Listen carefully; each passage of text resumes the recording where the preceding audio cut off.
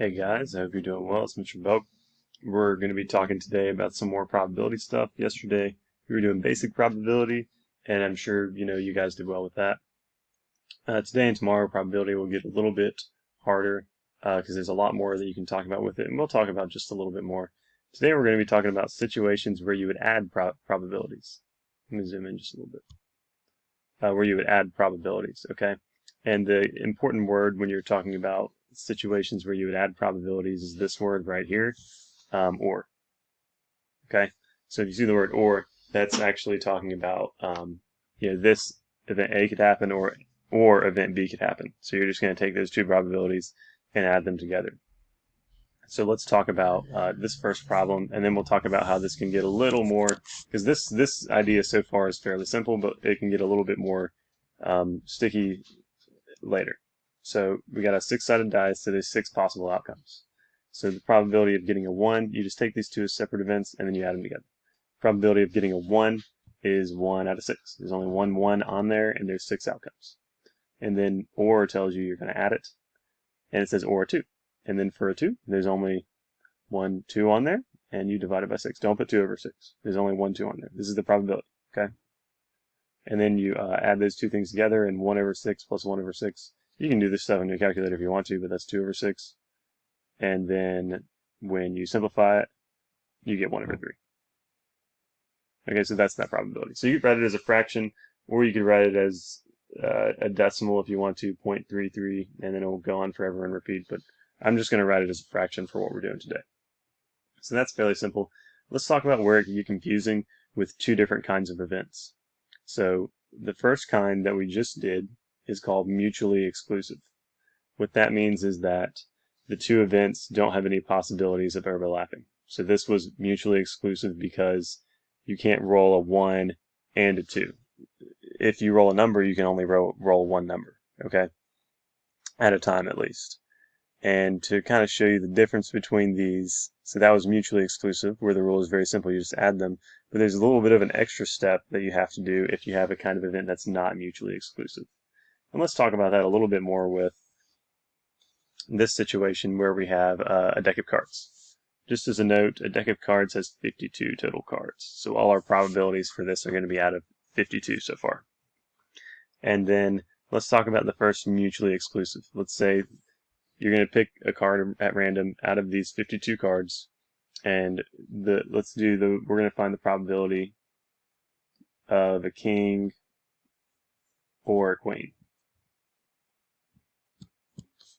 So for that, I'm just going to put king or queen. Okay, so what's the probability of doing that? Well, you're going to find the probability for a king, and then you're going to add it to the probability of a queen. So the reason for that is because this event is what's called mutually exclusive. If you are a king, you can't be a queen.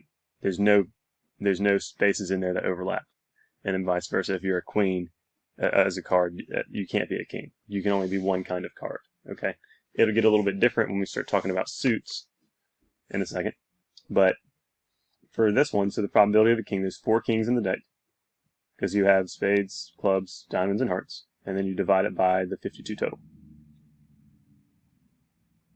And then I'm going to add it to the queens, and what you're going to do is you are going to, this probability, there's also 4 queens, divided by 52. And then you can add these two things together and then reduce their fraction, so it's 8 over 52.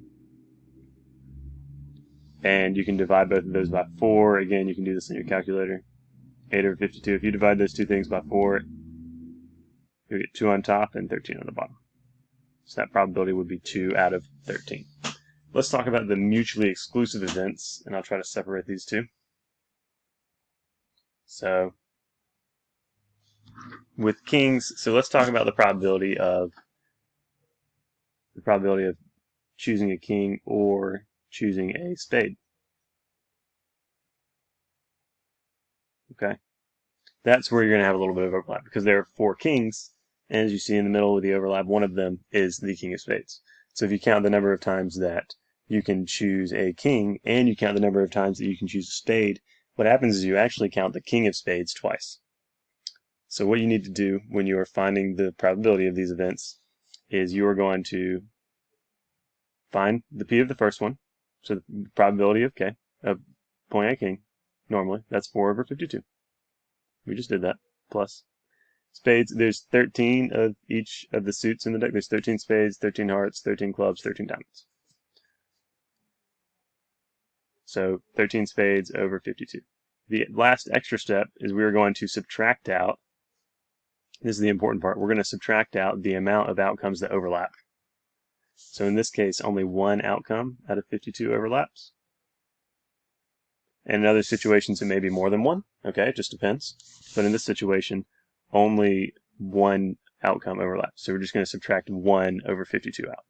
So 4 and 13 make 17. If you subtract 1 out, you get 16 over 52. And then I'll reduce that, divide both of those by 4, I'll get 4 over 13. Okay.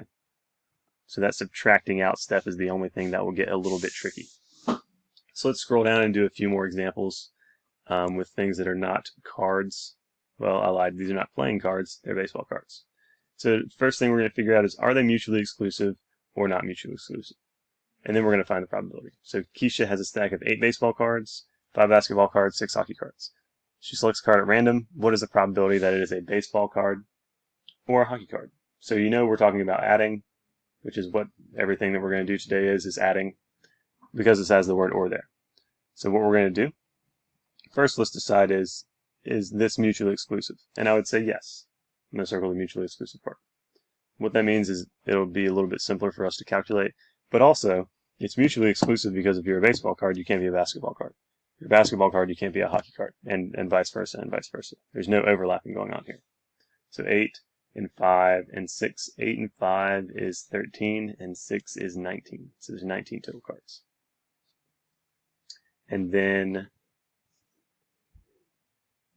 and since it's mutually exclusive, we're going to find the baseball probability. So there's 8 baseball cards out of 19. And then we are going to add that, if I can draw. We're going to add that to the probability for the hockey cards, and the hockey cards is 6 out of 19. And there's no subtracting going on because they are mutually exclusive. So 8 and 6 is 14 out of 19. And 19 is prime, so I don't think that you can reduce that. Okay, so there's that probability. Let's scroll down, and we're going to do one that may come out to be mutually exclusive. So let's say we've got 1,400 students, 550 take Spanish, 700 take biology, and 400 take both Spanish and biology. What is the probability that a student selected at random speaks Spanish or takes Spanish or biology? So we're going to add Spanish and biology. These events are not going to be mutually exclusive because we have 400 that take Spanish and biology. If it said no students take Spanish and biology at the same time, both of them together, that means it would be mutually exclusive. It means you either take Spanish or biology. Here, some people are doing Spanish and biology, so we're going to have to subtract those people out. So 1,400 is the total number of students that we have here. So that's the total number of outcomes we're going to have. And then we're just going to go ahead and I'm just going to go ahead and set up 3 fractions. So I've got the first one that's going to be for Spanish. Second one's going to be for biology. And then the last one I'm going to subtract out is both. So that's all you want to do. You add them together individually and subtract out what overlaps. And they tell you directly here what overlaps. So 550 takes Spanish. Okay, and then for the biology ones, 700 are taking biology. And then for the both ones, it says that 400 take both. And this is also out of 1,400. All the outcomes are the same here. And then I'll do that. So 550 plus 700, I believe that is 1,250. Because 5 plus 7 is 12, and then you add 50 extra ones on there. And then subtract out the 400. You can do this part in your calculator. On my calculator up. The 12 minus 4 is going to give us 8, so that should be 850 out of 1,400. And then let's see if I can reduce that a little bit. I may have to pull up my calculator to reduce that.